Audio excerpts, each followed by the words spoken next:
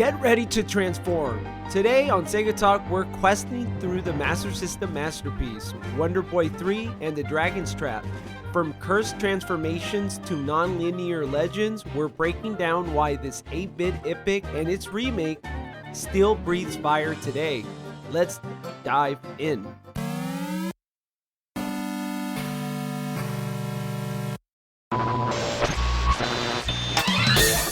Sega Bits presents Sega Talk, a podcast talking all things Sega! With your hosts, George and Barry. Look, it's a giant talking egg. I'm not talking to you. I'm talking to the master here. So what?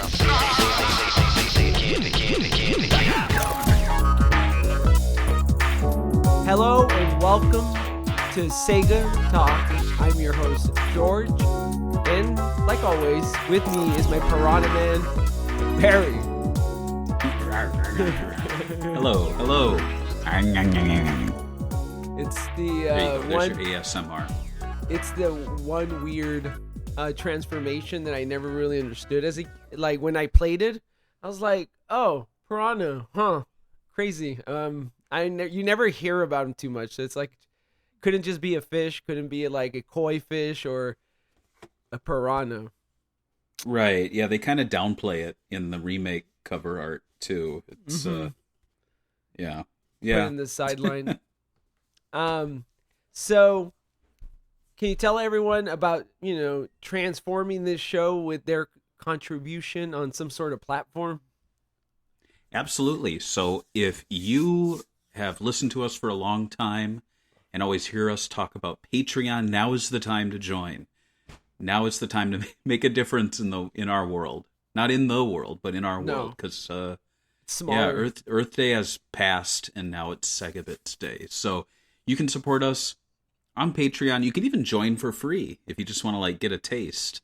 I don't know what'll happen, but you can say you're a Patreon member even if it's free. But from there we have a $1 tier. You get the show in audio form 2 weeks early, which is great. You're 2 weeks ahead of everyone all the time. It makes you feel like a better, smarter person than any other person in the world. So you can do that, or you can support us at higher tiers. This is actually I do believe, a Patreon pick from our Patreon picker tier, Nicholas Schaefer. Now, Nicholas did have a memory, and we ask people for their memories of the game. And if you're the picker, we read it at the top of the show. We give your name a shout out. And should I read his memory? Yeah.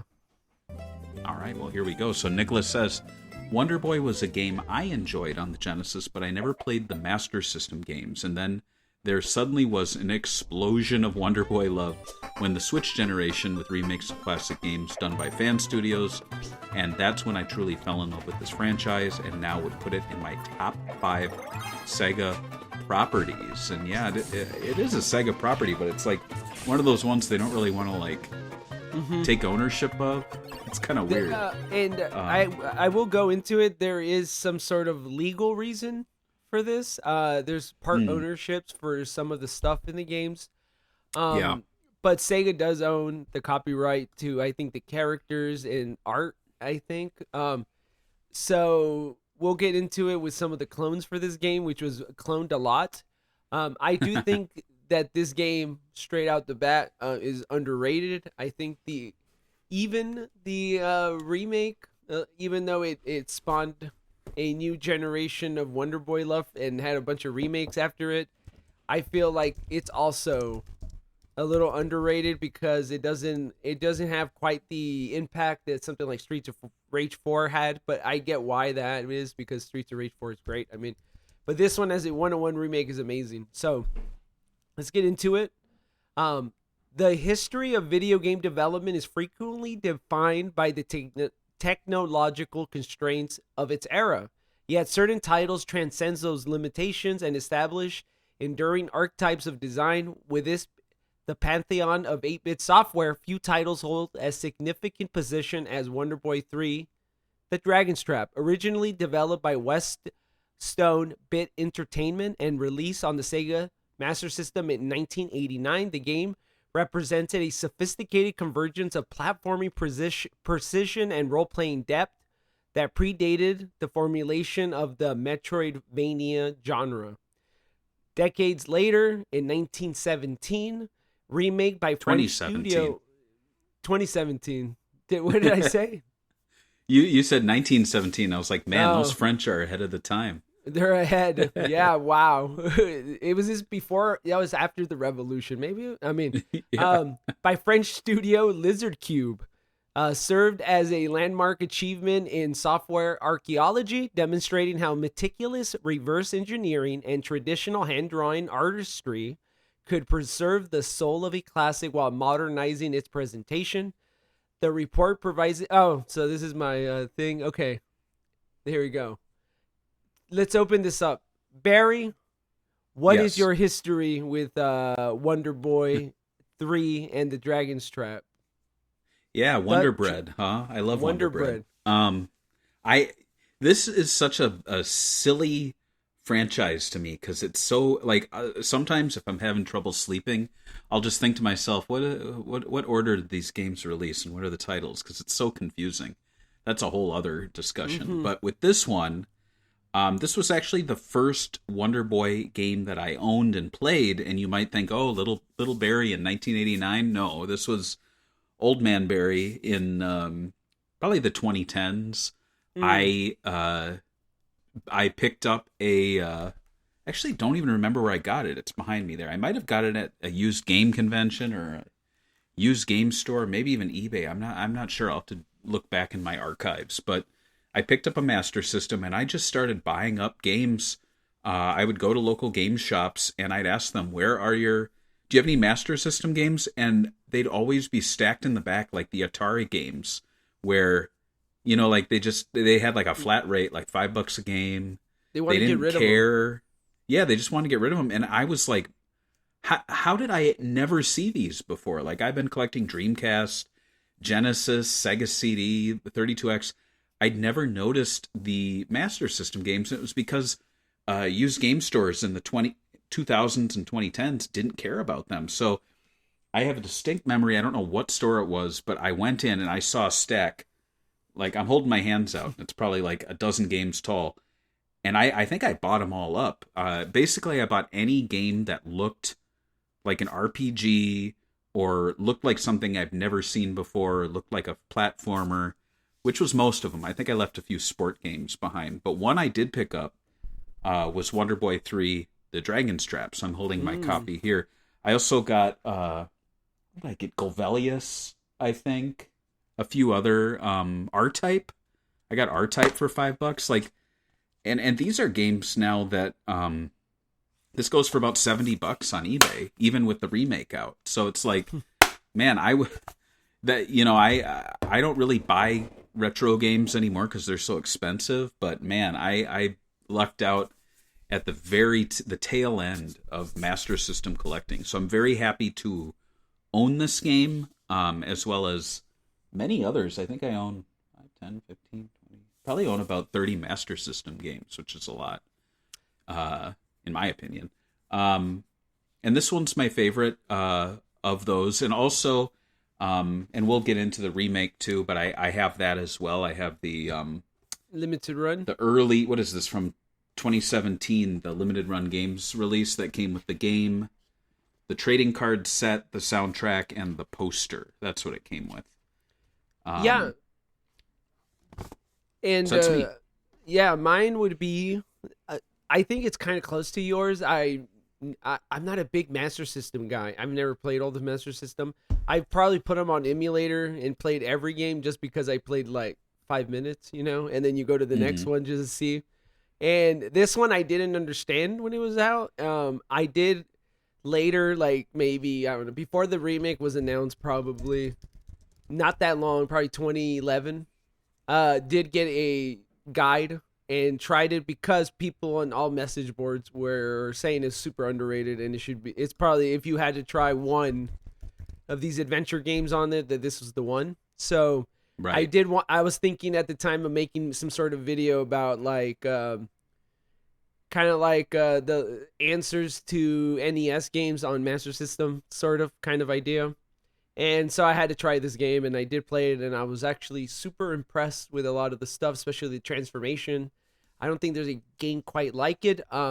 As for the Mm. Wonder Boy franchise, or I guess my history with it was I did play in a random arcade. I do remember seeing the original, but most of my memories come from Adventure Island, the clone of one of the Wonder Boy original arcade games, and those were really popular on Game Boy and NES, I want to say.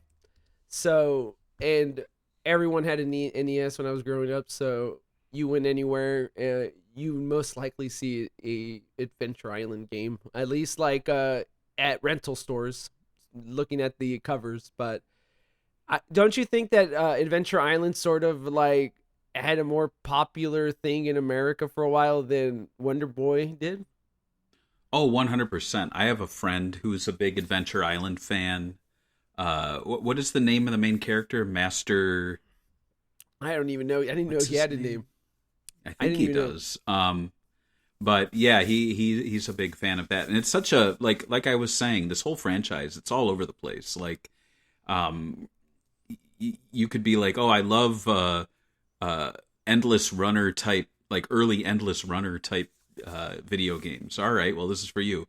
I love action role playing games. This game's for you. You know, it's like, man, it's all over the map. And just looking at the releases too, you know, you can amass these pretty easily. At least I feel like you used to be, because there was the Sega Vintage Collection release that had 3 of the titles, and I have that one.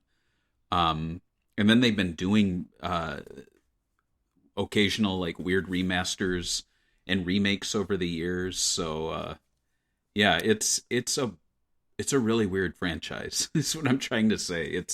It's not consistent at all, but I think that's what's fun about it. It's kind of an experimental franchise. Right.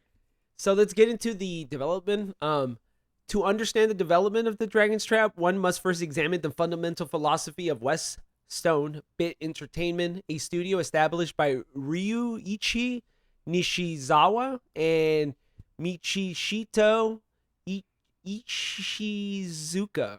The Sure. company's non-min. What do you? It's like they basically put Nishi, which means west, and Ishi, that means stone, and made West Stone. The companies. Interesting. So it's both of them, which is funny because the one of them is not even present anymore. Nishizawa is the only one that actually does anything with the franchise still. So and he was basically self-taught. He had that approach of being self-taught after beginning his career. He did pixel art and arcade planning at age 18. He's one of these savants that started really early in the video game industry. He moved to UPL to study programming independently, and he went on to create a game for the NES called Ninja Kid. Have you ever played Ninja Kid or heard of this game? I've heard of it. I've never played it, but it does look fun. It looks very Wonder Boyish. I've never played it either, but I think it's hilarious that during this era they always had all these like weird games that would come out, and they would be called like Ninja Kid or Ninja Princess, like the whole ninja craze that was going on at the time where everyone wanted something ninja. Um, Right. Nishizawa's design philosophy was born from a specific tension with the dominant platforming conventions of the mid 80s. While Nintendo Super Mario Bros. Was a global phenomenon, Nishizawa harbored a fundamental critique of its mechanical feel. He observed that he was driven to create the first Wonder Boy in 1986 primarily due to its dislike of Nintendo's seminal platformer, stating, and I quote, "The game had very bad control system. I still hated. Even to this day, the movements just didn't feel right. This desire for exhilarating movement informed the initial arcade release of Wonder Boy, which emphasized high-speed action and consistent forward movement."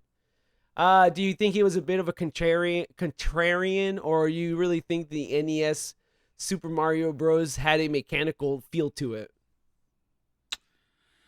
Mechanical, I don't know about that. I thought it was pretty fluid when I was like, when you still it has a unique feel to it. Like I think Sonic has its own unique feel, and I Right. think they both capture that feel they're trying to get that nobody else has quite gotten. And I don't know if I would say mechanical would be right.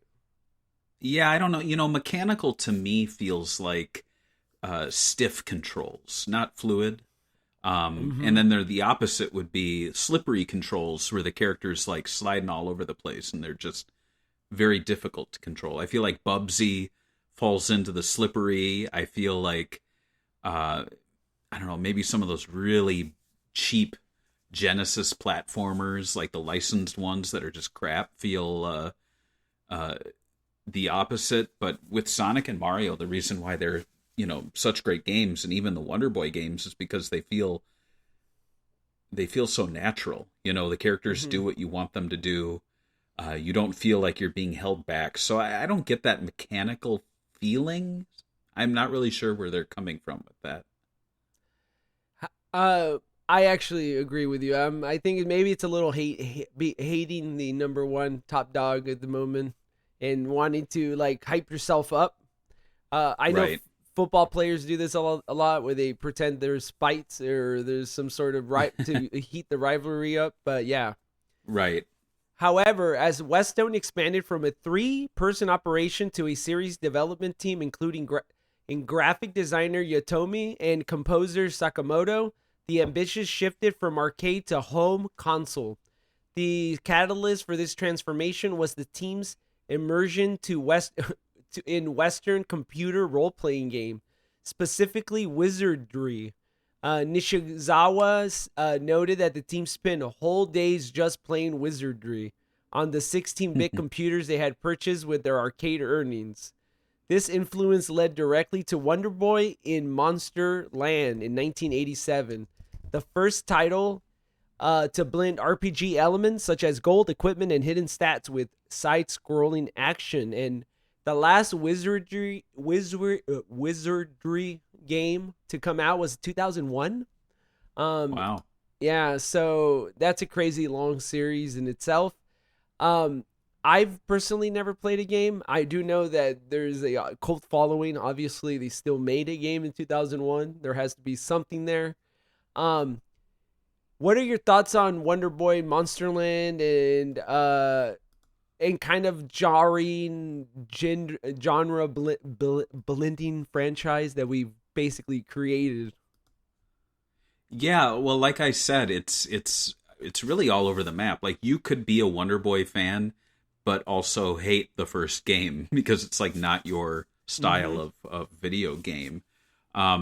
I recall not too long ago, in fact, looking here from around 2016, 2017, like they were doing all of these remakes and remasters. So we got, I remember Wonder Boy Returns and then Wonder Boy Returns Remix, which is like the same game, but also completely different, which is very odd. The Dragon's Trap, which we'll be talking about, and then Asha in Monster World. And I do have it was some like there was for that one too. Like, well, it has a little blurb for it, but yeah. yeah, but then I also remember they did, and this is what I'm remembering in 2022. Like everyone was trying to make Wonder Boy games, and there was that Wonder Boy Anniversary Collection, and that has like every game, so you're pretty much set. But yeah, I mean it, and the title too. Like it jumps around. You'll have Wonder Boy, Wonder Boy, Wonder Boy, Wonder Boy, Wonder Boy, Monster World, Monster Boy. And it's like, oh, okay, so now the world is a boy. Where did the wonder go? Like, what? Who's Monster Boy? I thought it was Wonder Boy in Monster World. It's And also they had this whole thing with putting whatever male whatever thing in the end, like Piranha Man, or like one, even the idea of Wonder Boy, the name, it's like I don't know, it doesn't sound cool. Like when I think of Wonder Boy, I don't think of like, yeah, he's Superman, or even Superman's a little weird. I don't know. To me, maybe it's just wonder. You wonder, like, what kind of power is that? I don't know. Maybe it sounds cooler in Japanese. Let's talk about the 1989 original. I'm gonna play some footage so you guys can see the beautiful graphics on the Master System. When development began of the Dragon's Trap, the objective was to perfect the template established in Monsterland while tailoring the experience to the Master System's hardware. Released in '89, the game is a direct narrative and mechanical sequel, beginning exactly where the previous game ended. This continuity allowed Westone to implement a sophisticated character swapping mechanic that served as both as a narrative curse and a progressive system. So one of the constraints for the game was that you transform and it's on the Master System, and the Master System is really, really weak. So the Master System was powered by a Zilog Z80 processor running at approximately 3.58 megahertz, which seems pretty low compared to new phones today. And a video processor capable of 32 colors at the same time, which is insane, because the NES had less.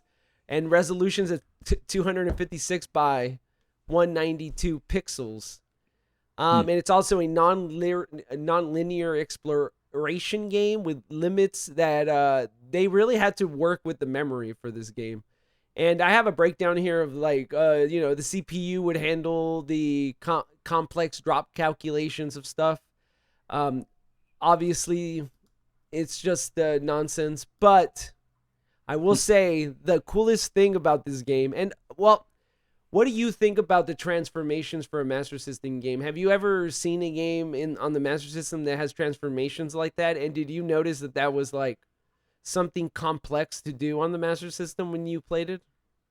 No, I never really thought about it. It always, because I went from the Genesis to the Master System, so I was used to like Kid Chameleon and even Sonic getting, different elemental shields and having multiple characters on the screen at the same time. So it never really registered to me that it was a kind of a technical hurdle. But that makes a lot of sense, that you're essentially changing characters on the fly. So that's really interesting. And I think that's like a standout for the game, and it's probably kind of like I can't think of a game right now. There's always a game that always has something that makes it stand out and makes it great, but I think this is that thing for this game. One of the most impressive technical feats of the original was the support for YM2413 FM sound unit, a add-on released exclusively in Japan, although Dragon's Trap was never officially released for the Japanese Mark III hardware due to it being discontinued. The game's code contained a fully realized FM soundtrack. If the Western cartridge is played on Japanese hardware with an FM unit detected, the game automatically switches to enhanced music and updates its title screen to Monster World 2. This regional leftover demonstrates Westwood was developing a global standard. So, what do you think about them hiding a whole soundtrack that probably nobody outside of like one importer from Japan, from US, got? That's funny because my friend Steve actually has all those things. He has a Mark III. And he has this like thing that converts so you can play American cartridges on it, but then he also has the FM sound unit. So I've seen him do this with, I think it was Outrun, because the Outrun cartridge in America will support FM sound as well. So I haven't seen him do that with this, which would be really cool. But that's really funny. That is a very hyper specific thing to be able to do.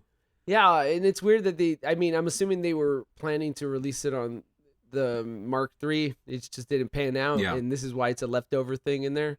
I do wonder that if, does the EverDrive, I haven't really tried it, but does the EverDrive Master System feature on there have the FM option?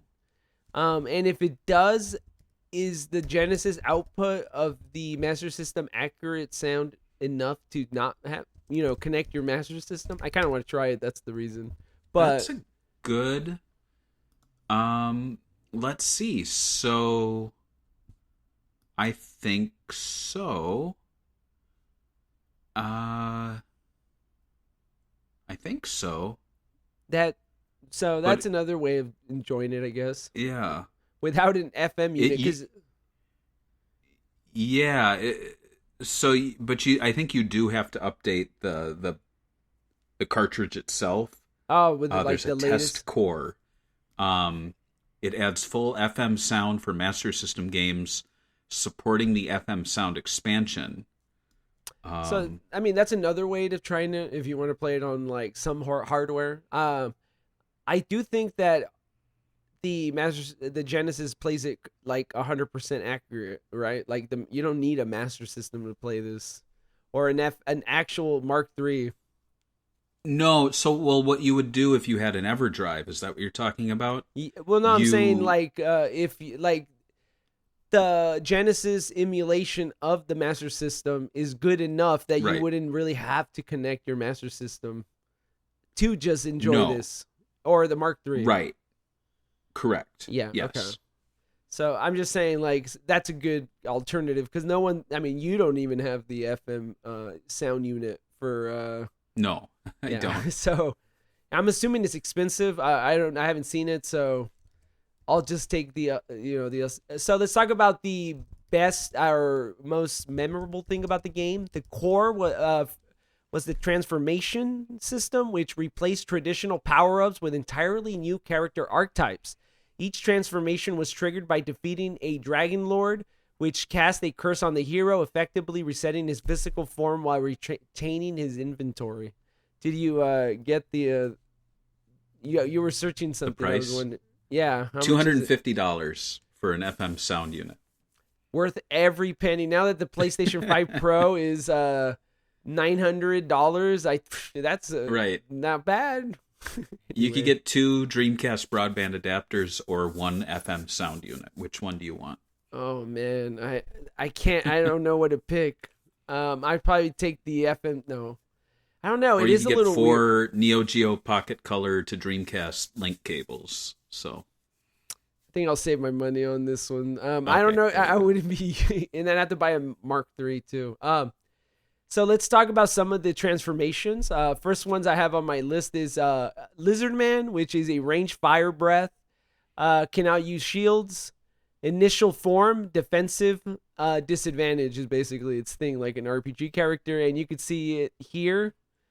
They call him Lizard Man. Cool.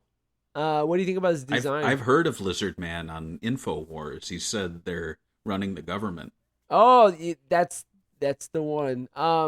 They say Lizard Man, but doesn't it look more like a Dragon Man? Yeah, it's funny too because that always confused me. It's Wonder Boy 3: The Dragon's Trap, and you can transform into a dragon, but they call him a lizard. Yeah, I mean it is a dragon, correct? Right. Like it looks exactly like one. It breathes fire. Check the manual. I've never seen a lizard breathe fire. The next one is Mouse Man. Can stick to checkered mouse blocks. Enables vertical and ceiling exploration. He's more of an just an exploration power up. I didn't really like the original design because he looks like a kid with like a bad haircut that looks like a mouse. He looks like a kid who went to Disneyland. And he got a mouse hat. Yeah. And the remake, he looks like a mouse, a cartoon mouse. Yeah. So a huge glow up.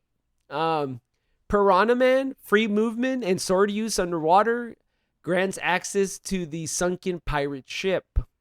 I actually like his design in the original and in the remake. I think he's one of the cooler looking characters. And they have a couple of different redesigns they did here in the remake for some of these characters, not all of them. Lion Man, 180-degree sword arc, breaks bricks, Physical power clears environmental obstacles, and you could see him here. Remake, low up, of course. The original is it's fine for compared to the other ones. Hawkman, unlimited flight, takes damage in water, ultimate exploration, bypasses ground hazards. Looks pretty much the same in both of them. On this one, actually, the remake and the original pixel art. And the last one is Human. You probably heard of them. Standard sword, shield stats, restored human form, final combat balance. And they show you different characters they were trying to go with. And it's actually kind of funny because they literally designed them to mimic the other clone games. So they have the blonde one. They have the, I don't know what it's called, the Brazilian tech toy clone of the game. This is the character. Okay. It's like I'm not Brazilian. I don't know I've never heard of the franchise, but we'll talk about it in a little bit. Yeah. Which one is your favorite transformation out of all these? I'm a sucker for flight, so I think Hawkman would probably be my pick. He has a pretty cool design. I really like Piranha Man, oddly enough. I don't know. What I always liked about this series too is it kind of scratches that Sonic itch. It's like each animal has a special power, but you're like all the animals. I think it would be interesting if we had a Sonic game that crossed over with Wonder Boy, and it was like a Wonder Boy who could turn into all the Sonic characters. Wouldn't that be interesting? That'd be pretty cool. Now, but you just want to put Sonic in it, though. Oh, it would be like Wonder Boy in Green Hill Zone. I would, that could maybe work, but then now it's like, I think the popularity of Wonder Boy has waned a little bit now, sadly. And I think Sonic Team should be focused on working on the next game because it's going to be like a decade and they're not going to release anything, right? True. Supporting these transformations was a charm point system, CP and for short, a hidden charisma stat that dictated shopkeepers' interactions. The CP value was a dynamic calculation based on the hero's current form and his equipped gear. For instance, a grotesque form like Lizardman might find the shopkeeper unwilling to sell high-tier equipment unless he wore specific armor to offset the appearance. This layer of simulation was rare in the 8-bit era and added a degree of friction that Nishizawa believed nurtured the seeds of the ideas found in full-scale RPGs. I know this is a feature, and if you play the game, you'll start noticing it when you do it. What do you you think that's like a charming thing they added to? They even called it charm points or whatever. And I think that's really cool because it reminds me of modern games where you can like unlock skins and have your character look ridiculous and it doesn't impact the gameplay at all. So I like that idea. Like, in the Yakuza games, like, unlock the clown costume or whatever. And it's like, no one bats an eye. No one's like, oh, you're dressed like you're the guy with the goatee and the eye patch is dressed like a woman, but whatever.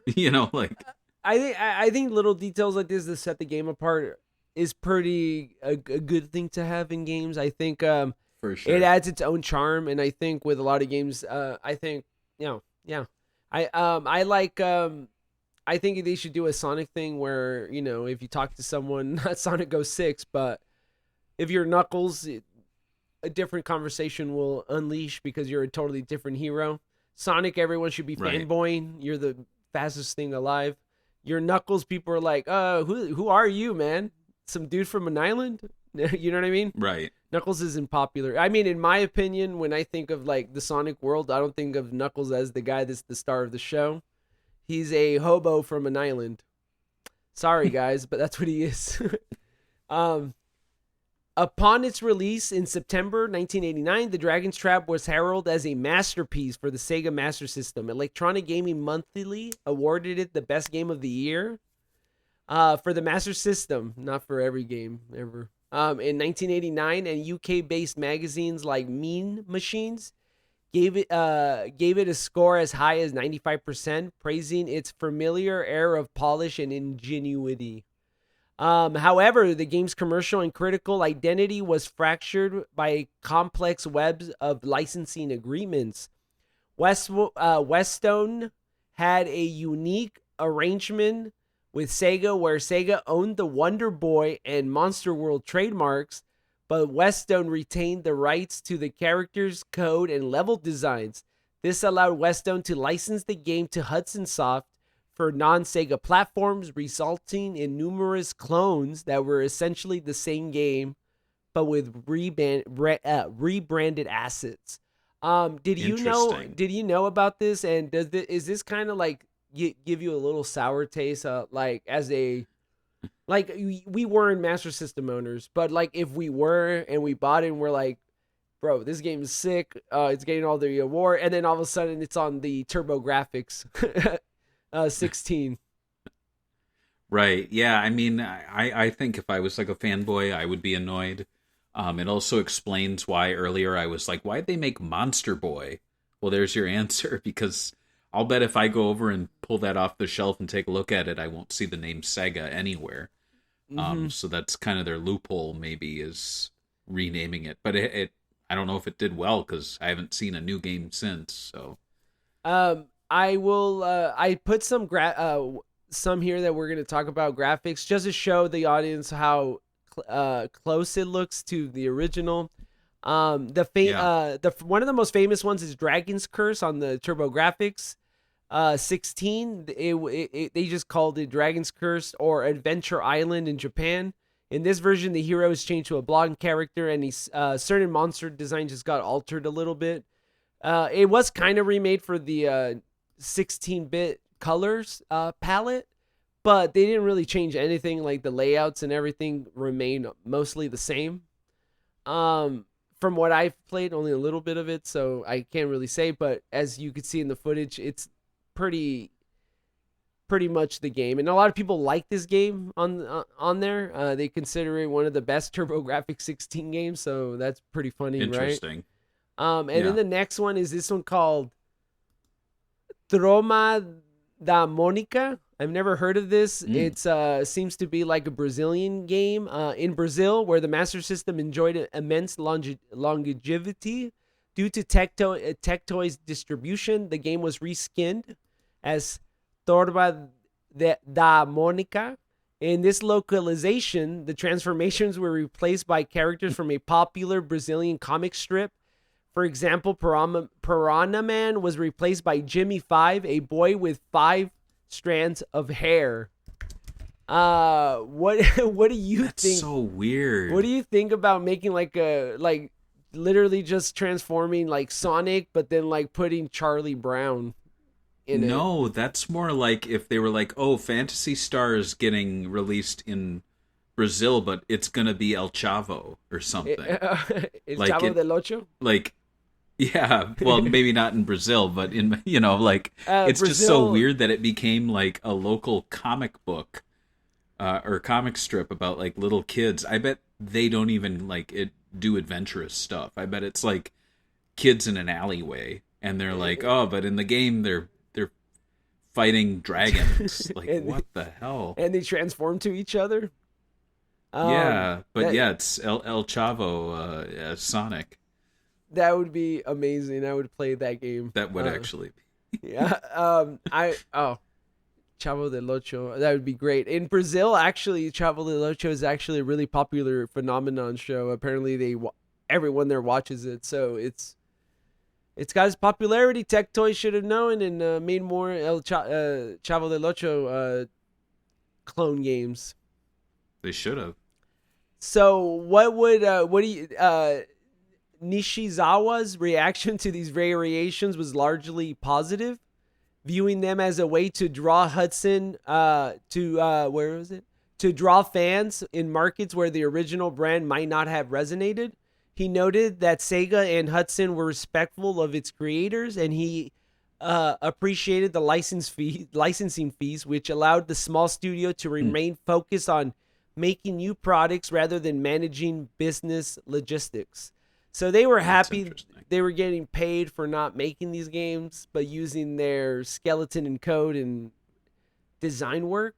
That's kind of crazy. Like I don't see that today. Like I can like can you imagine Metal Gear Solid just letting people borrow their engine to like clone it and make a Yakuza game on top of it? Right. Well, you even look at contemporaries of Wonder Boy, like Yuji Naka and Sonic Team would never let that happen. Uh, uh, they were so precious about Sonic, they wouldn't even let other people within Sega develop games. Like, Right. but this guy's like Nishizawa's like, oh yeah, I love letting other people reskin my game because it's like I get paid, Right. I make some money, and it's interesting because they really are just licensing out a very good game to other territories, and that's honestly kind of smart because I feel like often we'll have games that release over here that just fail because they're culturally just so different or weird, or they're based on a franchise that doesn't exist over here. Like what's Sword of the Berserk? We did an Right. episode on, I think, and that the Dreamcast game was actually the first time that the series released in the West, if I'm not mistaken. I think so. It was the first. At least maybe Yeah. there was like Dark Horse might have done like a really small print run of something maybe, and people will bring that up. But it was pretty Same underground. with the Ring. Huh? The Ring too. The Yep. Ring as well came to Dreamcast before any other thing from the Ring came over to the West. So it's like, and I guess a similar one of this would be like Mario 2, which was a completely different game in Japan. Mm-hmm. And I'll be honest, I think Mario 2, like the game, is a lot better than the Mario 2 they got in Japan, which was just like super hard levels. In fact, I think Mario 2 is my favorite of the three Mario games. I like it more than Mario 3, kind of, just because I love the vibes and I love the ability to pick things up and throw things. And Wasn't it? I think it's smart. I love the character select music. Ding, ding, ding, ding, ding, ding, ding, ding, ding. It was like Oh, really yeah. fast. Oh, yeah. So- I love that you could play as the just random characters. I was like, Princess, what? I thought it was cool. Toad. I was like, oh, cool. You can play as Toad. Pretty cool game. I actually agree. I actually like that they did that, and I might almost agree with you that like I wish they would make a game quite like that again, where you throw things as a weapon thing. I thought it was really well done, but they never quite did it again. No, except for the movie that just came out. I guess they have a lot of Super Mario Brothers 2 stuff in it. But yeah, that's interesting that they used Mario to push a kind of obscure game that probably wouldn't have done well otherwise. Yeah. And I don't think we've ever seen Sonic do that. I don't think Sonic has taken over. We've gotten close though, because Puyo? you know what, actually, Puyo Puyo, but another one that comes to mind, they were going to reskin, I'm blanking on the name, but it was a Popful Male was going to be reskinned as Sister Sonic, right? Yeah, right. It was going to be like a Sonic sister. And that, if they did that, I bet that would have been a massive success. Yeah. And I bet we would have had a spin-off Sonic series with his female sister for a while. I truly think that there's some alternate timeline where they reskinned Popful Male. It was a lot more successful. It got ports, it got sequels, and it was like a sub-series.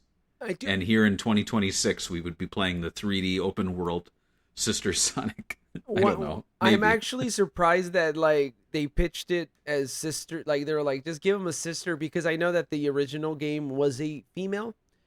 I'm just surprised Yeah. that the first thing they said wasn't, let's just turn him into a guy and just say it's Sonic. Like that in development like that, they would just do that. So I'm surprised that they kept the idea that it's a female lead.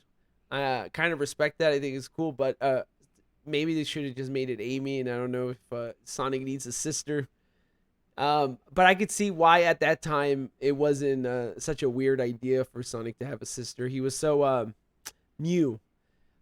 let's talk about one more port. I'm gonna play some of the gameplay here, and I've never played the Game Gear port. But I'll talk about it, then we'll talk about the port. While most ports were handled by third parties, the 1992 Game Gear version was developed in-house by Nishizawa himself.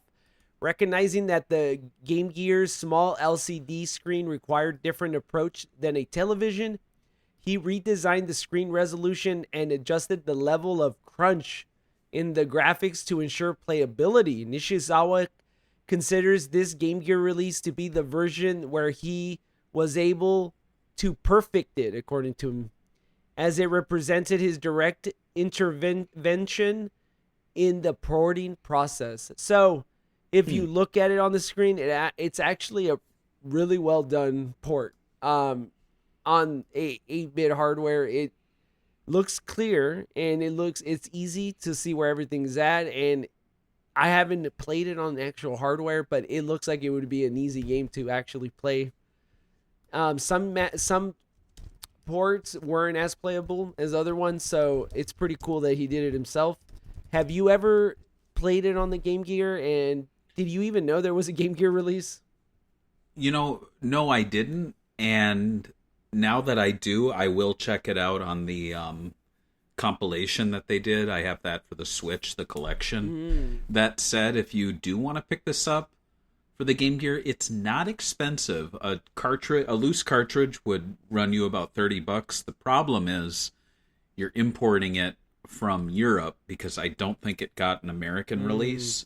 So you're looking at tariffs, taxes. Honestly, just wait until the next presidential administration and then you can start importing shit again. Because I've come to realize, George, I have not imported anything for 2 years. Neither have I. Are you like some sort of Chinese communist that we know who's going to pay for it? Come on, I'm joking. Yeah. Let's talk about the remake. It's positive things. Actually, before we even get into the remake, what was your thought process when they announced that they were going to do a remake for this title specifically? I was surprised because I was like, didn't I just buy this like 7 years ago at a used game shop? So I was like, what makes this so special? And then I saw the animation, and it was just like, wow, this is a completely different game, even though it's a remake. It stylistically, like it kind of, I don't really know if other remakes have been like this before or since. Just because it was almost like, kind of like going back to those clones.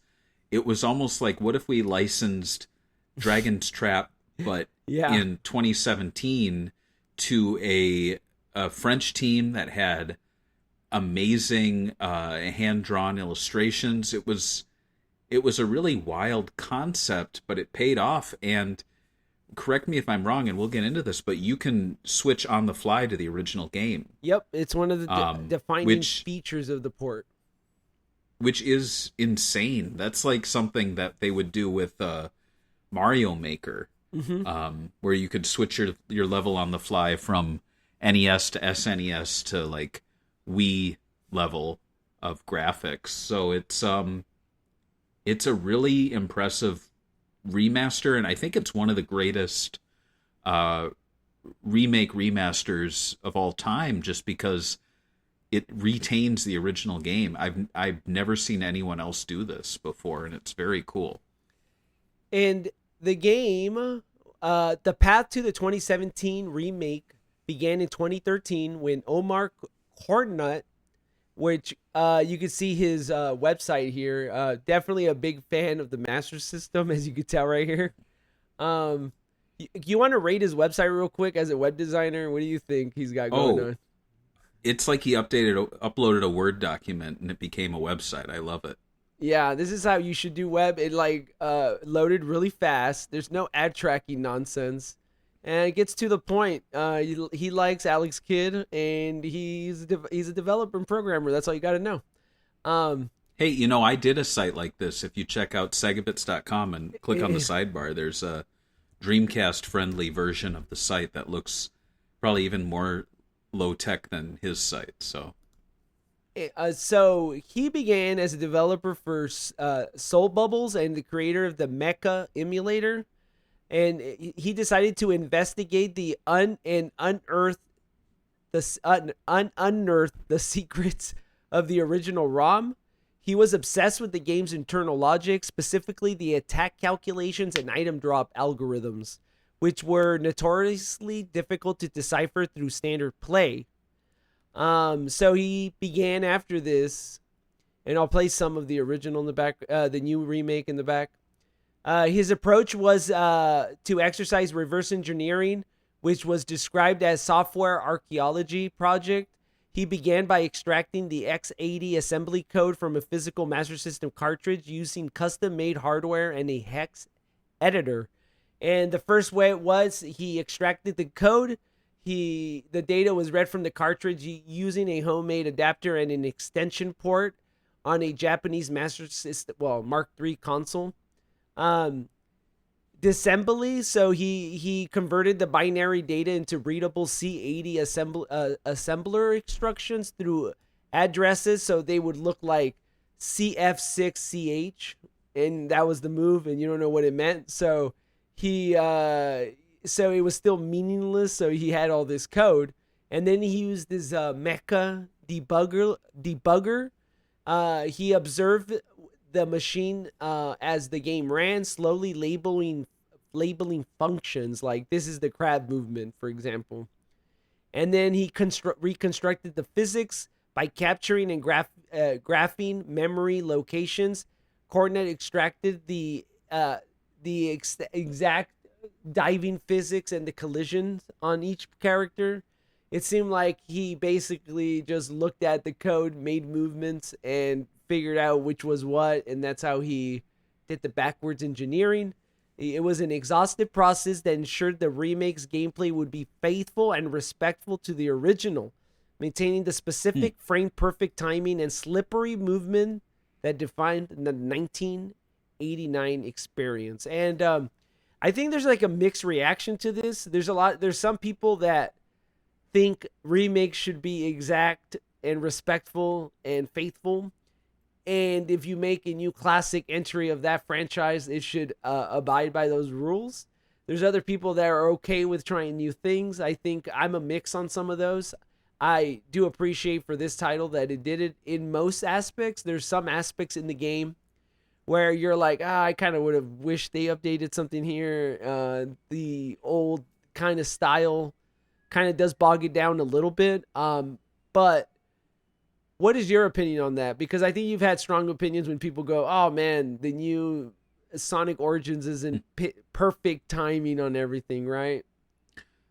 Right. Yeah, it's a tricky thing because it kind of, I don't know, it kind of pisses me off sometimes because I consider, if you're talking Sonic Origins specifically, I consider myself like a really big Sonic fan, obviously, and a big fan of the games. So when I played it, I was like, this plays well, this is enjoyable. And then like I see comments from fans, and I see comments even from the developers being like super shitty towards it, and it almost turns into this like weird little like infighting where it's like, it's almost like they want to shame people that didn't see the problems. It's like, oh wow, so you just played Sonic Origins and thought it was good? What? You enjoyed it? And it's like, wow, and I think I specifically, and you are in like a unique situation where, we talk about these things with some level of authority.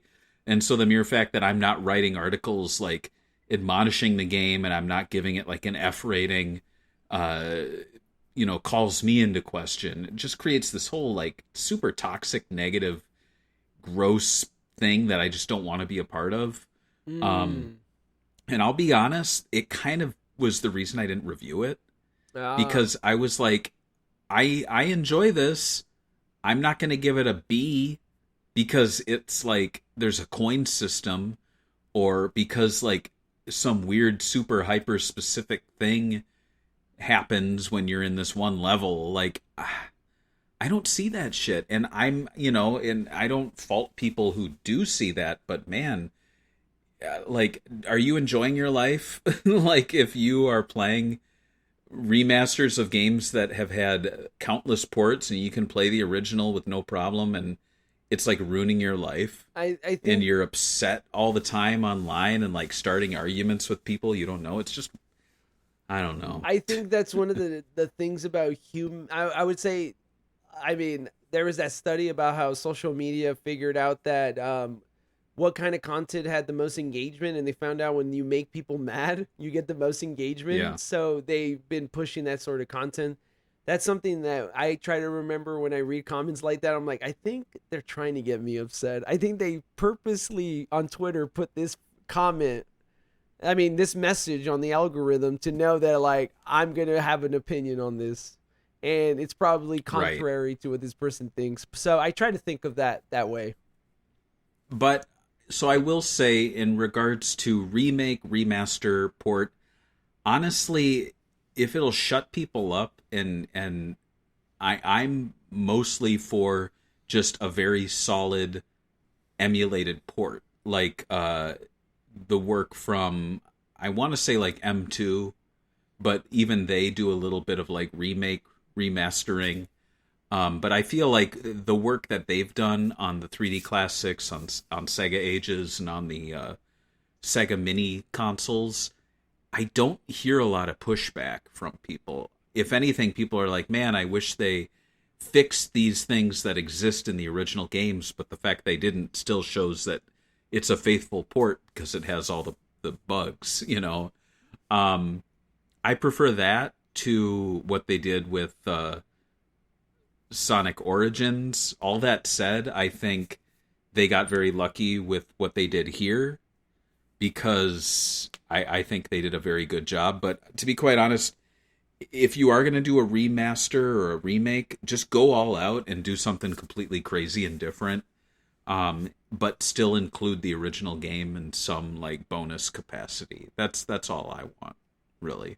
I think I like to take it game by game. So Yeah. if they did like some of the little things, I would have liked it just as much. I think it wouldn't have worked because they wanted to do that switch over. But I actually really like. I mean, I haven't played Origins that much, to be honest with you, to have a solid opinion about it. Maybe I would be upset and be one of the haters on the internet. So I'm not gonna count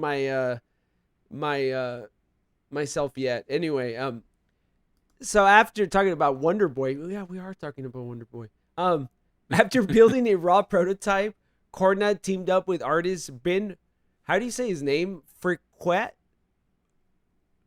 Like Friquet? Friquet. Is it like French like that, or is it like? I don't speak. I mean, between Japanese names and French names, we're in a lot of trouble. I think so. And they approach Nishizawa during his 50th birthday, the prototype, and he was extremely positive. Nishizawa, I mean, I would be if they delivered this hand drawing animation to me. Acted as an advisory role throughout the remake's development, providing his blessing and supporting the vision of the French team. Securing the legal rights required the intervention of the publisher .emu, who specialize in retro revivals. They negotiated a multi-party deal involving LAT, the current IP holders, and Sega, the trademark holders. This collaboration was the first for the franchise since 1994, successfully untangling the documents covered in pixelated dust webs that had kept the series dormant for decades. So, making one prototype got the companies that haven't worked together since 1994 to get to allow this to happen. So I think that kind of shows you how impressive they were with the demo that they delivered. Mm-hmm. While the underlying code of the remake was a literal translation from the 1989 logic, the audio-visual presentation was a total reinvention. they basically redid the whole game. I think one of the biggest things about the game was that it was traditional frame by frame animation rather than modern skeletal animation or 3D models. There was thousands of hand drawn frames for every character and monster. The process felt as a necessary to do justice to the original.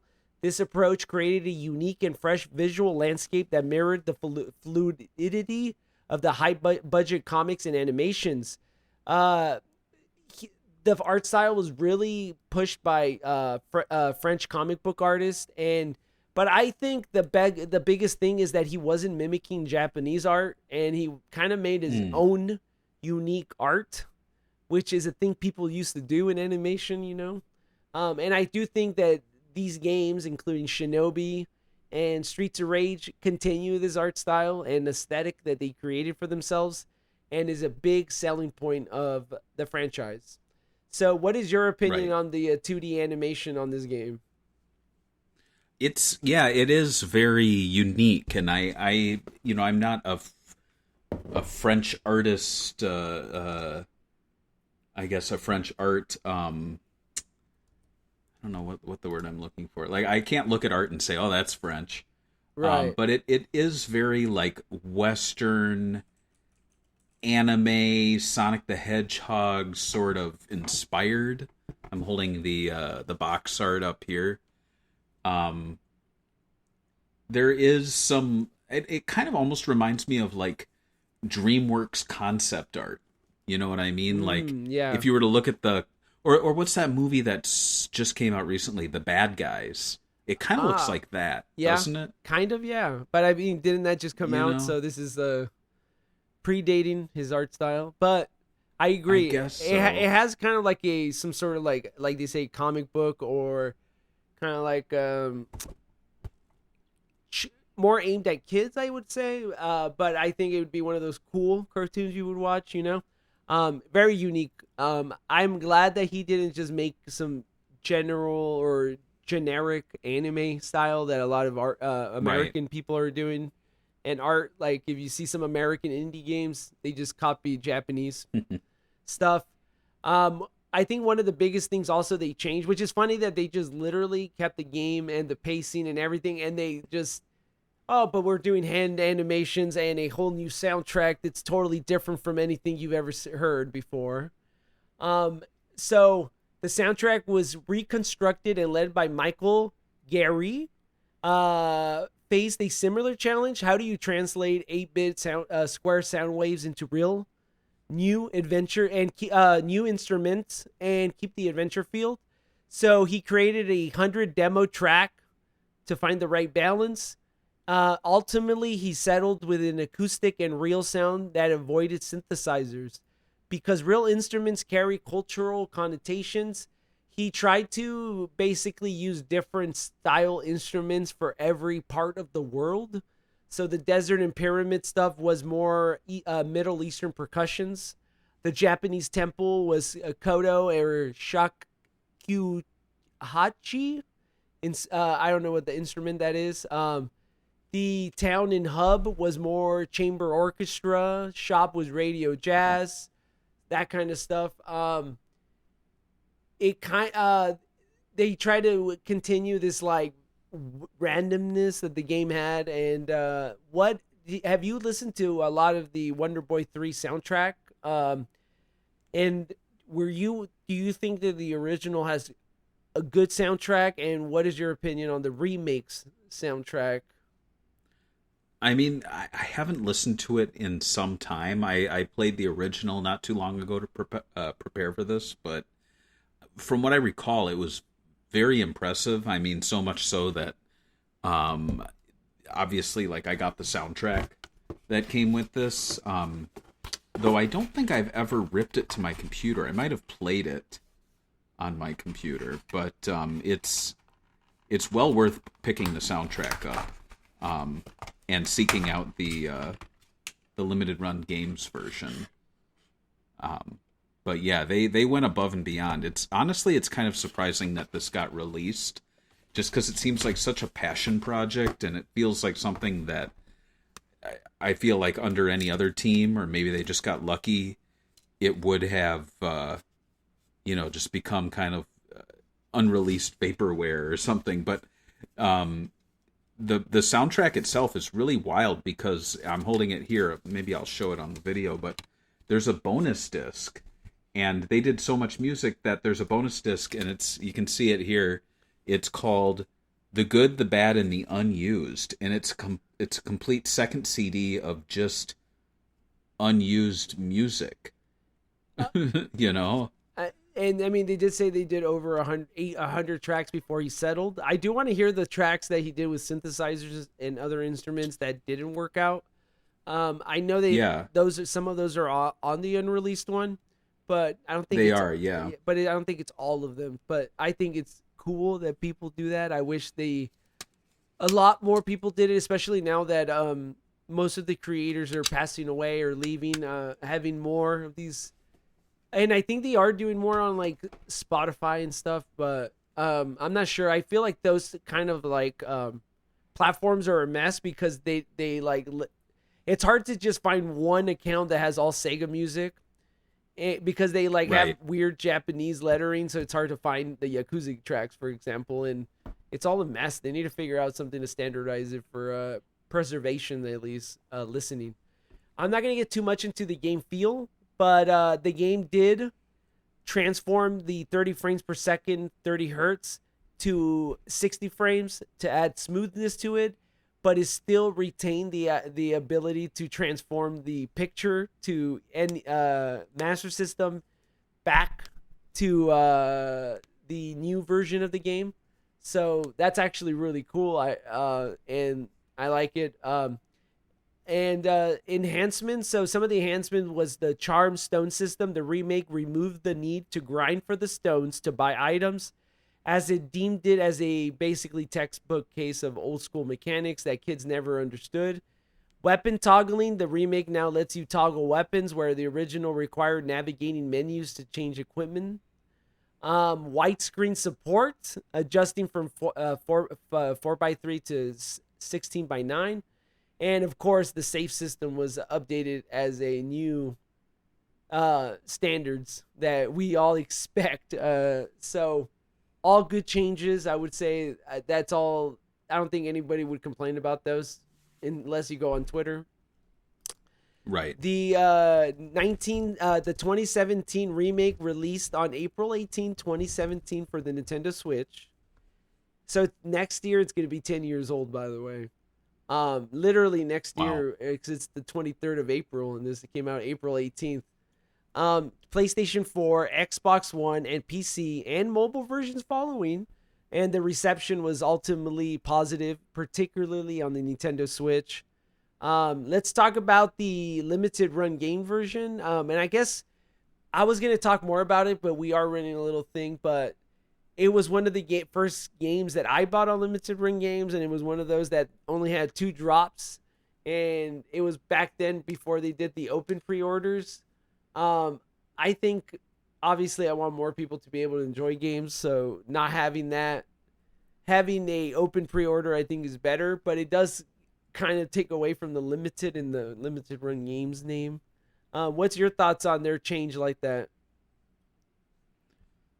Like changing from like 2 drops, and then whatever they sell in those 2 drops, it's over. I hated that system because I at the time was working an office job, and I was also driving.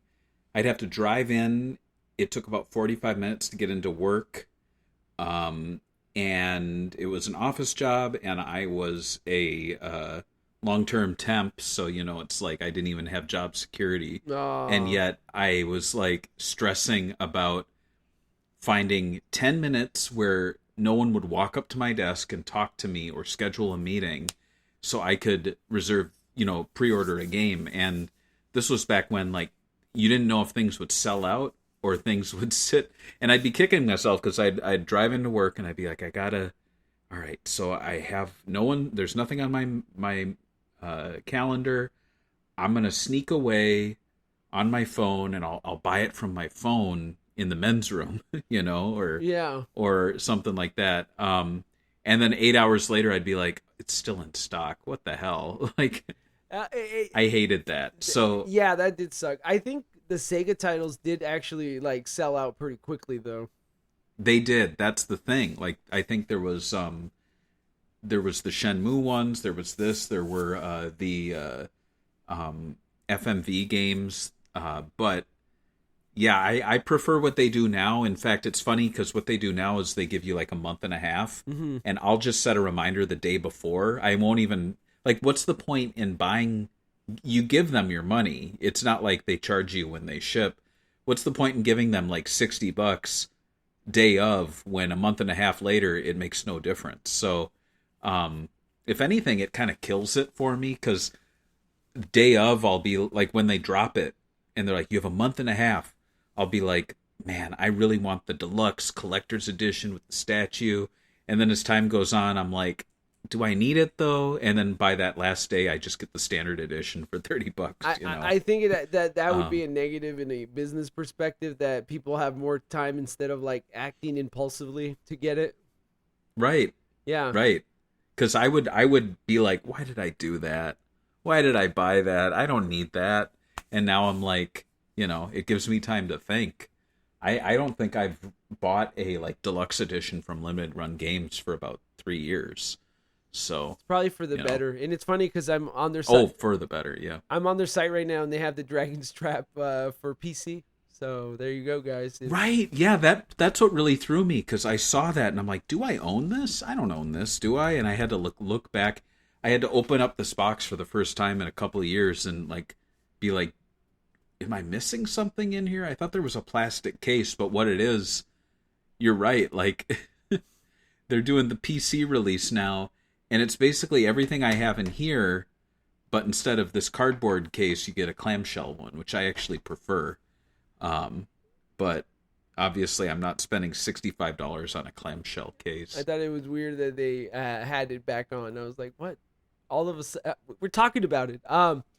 So let's talk about the success of this franchise and what led after it to a bunch of retro remakes. As of 2019, the remake sold nearly 500,000 copies. Emu CEO Cyril Imbert revealed that the Switch version was the primary driver of this success, outselling other platforms, including PS4, Xbox One, and PC combined. This performance established the Switch as the goldmine for high-quality indie remakes of retro properties. The remake success was not just commercial, but also cultural, which is really rare to do. It revived interest in dormant Wonder Boy franchise, leading to a renaissance that included the release of Monster Boy and the Cursed Kingdom in 2018 and Wonder Boy Asha in Monster World in 2021. Do you agree that it was kind of a cultural phenomenon, and it led not only for that, but to a studio that created later Streets of Rage 4 and, And Shinobi. Yeah. Art of Vengeance. Of course. They really became like the Sega remake and sequel studio, and it's kind of wild that they caught all this attention, they got super popular, and they continued on to this day. Whereas the Sonic Mania team, which also released around this time when it was like really a renaissance of retro sequels, and we were all thinking, man, this Sonic Mania team, they are gonna make Sonic Mania 2. Hell, what else are they gonna do? They're gonna make more, like, we're gonna have a new Shinobi game from them, I bet, or Phantasy Star. And nope, they made that yo-yo game that no one bought, and then they dissolved. So it's like, wow. I did like the yo-yo game. I'm not dissing it, but you know what I mean? Like, you compare .emu to the Sonic Mania team, and it's like, it's really wild that they did not see similar success. I think it's because they didn't become that license studio. They didn't just keep taking on licenses, and I honestly think that's probably what they should have done. If you want to play, and also you did note the Switch being a goldmine for indie remakes and retro properties. Like my Switch library I don't think you can see it. It's off screen, but it's about this long. I don't own an insane amount of Switch games, but I think probably 3/4 of it are compilations, collections, remasters, ports. And I know they exist on Xbox and PlayStation, but I even find myself rebuying games that I bought for PS4 because I never play them. But when I get them on Switch, I'll pick it up and I'll like go into the compilation and play like Pac-Man or Wonder Boy or the Capcom ones. It's just such a great console for That specific. those retro compilations. I don't know why. I think it's because they're so low tech that you really compare the graphics. It's not a difference between the PS4, the Right. Xbox, and the Switch. Whereas, like Sonic Frontiers looks like ass Right, on the right. Switch. I mean that's literally the reason why you're not missing anything, and you get the portability aspect of it. Right. And that's amazing. I agree. I'm not surprised that we had all these retro remakes on there, but moving on, it did cause a retro fatigue. Critics praised Uh-oh. critics praised the game though for its setting a new bar for updating classics, while some reviewers noted that the 889 design felt straightforward and tedious due to the long corridors and lack of in-game map, and the aesthetic upgrades and solid foundation were seen more as a complementary. The game holds a 79 out of 100 on Metacritic, which I would say, while positive, still I think is an underrated score. I would say mid 80s would have been great because I mean, it did a lot of great things and it was a cultural movement.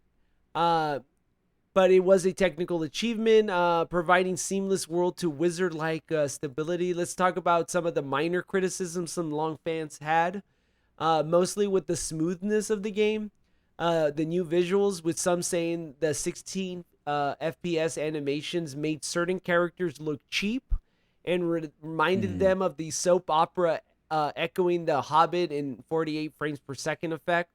However, for mass majority of players, the increase in frame rate from the original's 30 was a criminal improvement that they could never go back from.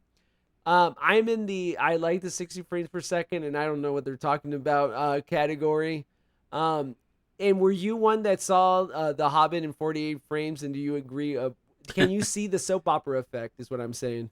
You know, I didn't. I always regret that. Because I would hear people bad mouthing it, and then now I'm like, oh, they're not doing high frame rate movies anymore. I really want to see that. Like, you know. Yeah.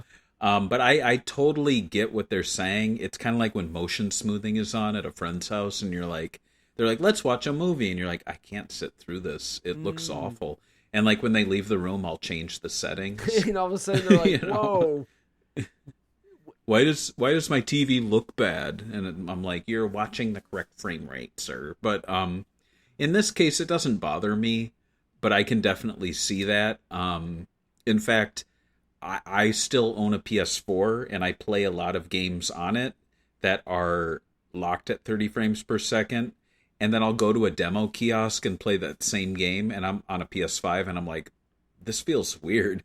Like, it actually takes me out of it because it's so smooth, which is weird. It's so But good. I don't know. Sometimes, like, the cinematic nature of, like, say, the Yakuza games lends itself to the lower frame rate, whereas a racing game like Cross Worlds works better at a high frame rate. Yeah. That's just my opinion. I actually didn't notice it on this game, but I do notice it on some other games. Recently I was playing a game. I think it was like Space Marine 2, and I had it on the Pro, and I didn't know there was like a way to change the like there was a Pro version of the game, but you had to go onto the menu and unlock it. And then I was like, oh wait, it's like way smoother and way nicer looking. I was like, what the? How do you hide this inside? You should already know that I put it into PlayStation 5 Pro, right? It doesn't. Right. But then when I did it, it was jarring. I was like, what? Like, it was like, what? Like, I'm playing a totally different game. It was, and I couldn't get my timing down because I was used to the lower frame rate. But first world problems. the most profound outcome of the Wonder Boy 3 remake was Nishizawa himself. After Weststone went bankrupt in 2014, he had moved on to smartphone development, which is a blight that a lot of these Japanese creators have to deal with, and seem to be distant from his console legacy. But after they did, the fans created Wonder Boy 3 and it reignited that passion in him. He decided that there was proven potential in the Wonder Boy series because of the success. Obviously, selling 500,000 units on one console would do that. And he fully recognized it, so he directly worked on Asha in Monster World, where he applied modern 3D technology to recreate a 2D world of Monster World 4, which is a great game too. His experience with the remake also shaped his modern views on controls. He admitted that analog sticks and analog buttons aren't very suited for platform action games. Another thing that he just decided, and that he spent development time in Asha refining the feel-good controls to match modern expectations while retaining the series' core logic. And I haven't actually played the new 3D remake. I wasn't that into the idea of using 3D graphics, and I thought they were kind of low quality looking. But I might pick this game up because I think it would look good in my collection. I'm surprised I don't have it yet. Actually, I think I might have it on Switch. I think I got it on sale one day. I just have to play it. Oh, like the digital version? No, I have the physical, I think. I think I bought it when I was in Florida, and I shipped it. So I think my brother's house. I wouldn't ship anything to Florida because I didn't know when I was going to. Like, I kept switching places where I lived. So it was like I couldn't get a mailbox enough to be able to order things. So I would order it back to California. And I think it's one of the games I have somewhere. I just have to look for it. I have to look into that too, because when we get off the episode, because I remember for a time I was like, I'm going to get every of these like Wonder Boy games on PS4. And then the Switch came out and I got the Switch, and then I'm like, oh, this is better for those games. And so I started rebuying them. But I think it might be Asha in Monster World that I did not buy yet on Switch. So I always get the Amazon alerts, and it's like, it's only $10. And I'm like, I can hold out. I can wait for it to go lower. I don't know. Like, I'm not jumping at getting it, but it would be nice to have all of them on there. And as I mentioned, it's weird because there's the what is it, Wonder Boy Remix, Wonder Boy Returns, but then there's Wonder Boy Returns Remix, which I think it's different. It's weird because it's a remake of Wonder Boy, but I've heard I haven't played much of it, but it's kind of low quality. Like it's almost like mobile phone. Not to diss on mobile phone games, I love them, but what they did was they did a remake called Wonder Boy Returns, even though it sounds like a sequel, and then they did Wonder Boy Returns Remix 3 years later, and they remixed elements of both the arcade original and Returns. And it features bosses, but improves on the gameplay. So it's like a different remake. But they delisted the original one and replaced it, which is kind of scummy. So it's like, yeah, unless you bought, I think, like a hard to find limited release, physical release, you can't get the digital one anymore. So it's a whole headache. Yeah, that is a headache. And like, I think they did saturate the market with some low quality stuff. And I think this also led to the weird, I don't know if it's a remake. I guess it is a remake. The Alex Kidd one. And other people thinking that they could revive more Master System franchises. So it was a weird era with that was happening a lot. Yes. I didn't buy that one. That one looked bad. Yeah, so, and that the thing was, you didn't do all the work these guys did with the hand-drawn animation, so it didn't get the exact attention, and I think it kind of, all these low-quality ones kind of ruined it for any other potential success, I think. But Right. and the only thing I'm going to talk about was when the game came out, they had an active promotion campaign going, and one of the things they did, I asked for a review code, and they asked for my address, and they sent to me a PR packaging for the game. It was like a replica of a Master System with the look of the new artwork, but it mimics exactly the Master System box. It looked, Right. and it even got some of these like indie stuff they do. They don't capture. They don't really capture the kind of feel of the little like bumps on the top and stuff like that. That when you touch the plastic on top of the Master System case, they don't do it. It comes with like a cardboard cutout that looks like a cartridge in it instead of a real like a fake cartridge. So it's not, there's no cartridge, just paper. And it comes with like these like postcards with like artwork of the game. Barry can't see me, but people at home can, obviously. And it comes with a lot of them, and the code came in this like shop owner thing, and it's like the crazy thing is that the code is handwritten with pen, meaning that someone wrote every single code for the game, and they gave it to me before That's crazy. it came out. So it says, "Shh, media embargo is until April 18th." So I you couldn't talk about it. And it comes with like a replica manual too that basically mimics that weird like blue on white color that they used to use for the manuals in the U.S. You know what I'm talking about? Right. Yeah. What's your thoughts on the blue on white look on the manuals? It's kind of weird. Is there a reasoning for that you know of as a guy that designs stuff? I don't know. Maybe it was like, you know what it might have been? Well, I don't know, because when you do the printing process, there's CMYK, cyan, magenta, yellow, and black. Mm-hmm. And I have to presume maybe it was cheaper to use the blue, and as just but that said, black is also like a single color. So maybe what it was, this is my guess, they wanted something that looked Sega, and Sega had a blue logo, and they wanted something that would stand out and be in color, even though they weren't doing a full color manual. So they thought, well, black on white looks kind of cheap, but blue on white looks a little more unique and on brand with Sega. That's my guess. I guess I also forgot to put that the back of the manual is signed, and it says, "Thanks, George. Have fun, Ben and Omar," in a heart. So that's so funny. That's thank you. That's cute. But they did add personality to their press packaging when they sent it. And that's something you actually don't get anymore, especially now that video game websites are dying because of AI snippets and stuff. Like if you look up any news, I don't know if you guys noticed this, on Google, it just tells you literally an AI. So why would you click on a website to know more about that news?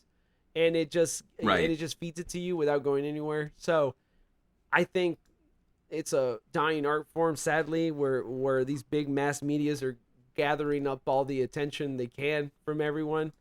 But I noticed that, and I think press packages, I haven't seen you once. Some of them seem kind of tacky to me. Some of them they do now, lack of personality. It's like a character skates. Let's put a skateboard with the logo of the game on it. And it's not like they're replicating something that's big in the game, and also they used to do some crazy ones that I've seen, like sending a chainsaw or something like that. Now I think that's probably going to end up dying. It's not a thing that actually sells units. It's more to impress critics and stuff. And I feel like the ages of critics is also dying. Like it's probably safer to give your game to an influencer that will gloss it for money than it is to give someone a game that would probably tell you what the game's really about. So I thought, so this is cool that they did this. It's really appreciative. What's any closing thoughts on Monster Boy 3 and the Dragon's Trap? It's a really great end of its I guess life Master System game. It's well worth playing, checking out. It's very easy to find. It's actually very easy to find a lot of the Wonder Boy games now, thanks to all the collections and compilations. If you want to read more about Monster Boy and Monster World and Wonder Boy and Wonder Bread, you can check out, if I remember after this video goes up, I'll put the links in the description. But there is actually a thread on our forums. It's the Wonder Boy Monster World thread. In general gaming, it's actually been going for several years. I just noticed it.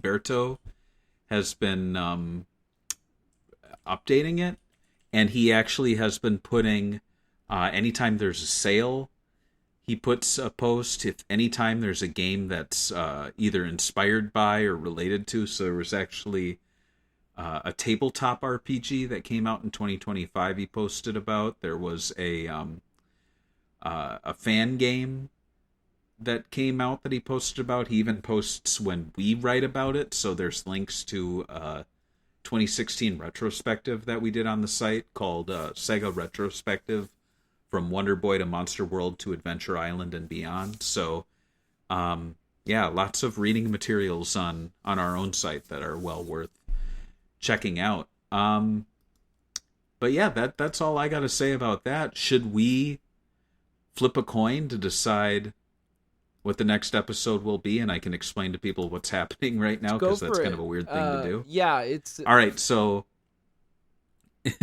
on our Patreon, there is a special picker wheel tier where you get to throw games at us. I think you pick one a month. We add it to this wheel, and then we spin the wheel when we don't have the next tier pick. So we did quite a few from Nicholas Schaefer. We've done Batman Forever. We did Wonder Boy. We're going to do a picker wheel, and then after that, George is going to be talking about Sonic CD in 4 weeks. So he's got some time. But for me, we're going to flip a coin because there's only 2 picks. So it's a coin flip, not a wheel spin. So we're going to say heads, Sonic the Fighters, tails, Virtua Fighter 2. I'm gonna flip it. Don't look. Heads. Heads, Sonic the Fighters. All right, so we're gonna have 2 Sonic episodes in a row. That's exciting. All right, well, Sonic the Fighters will be our next episode on Sega Talk. Thank you guys for listening. We'll catch you next time. Bye. Bye. That's one of those games I'm like, I hope we didn't cover that. I don't think we did.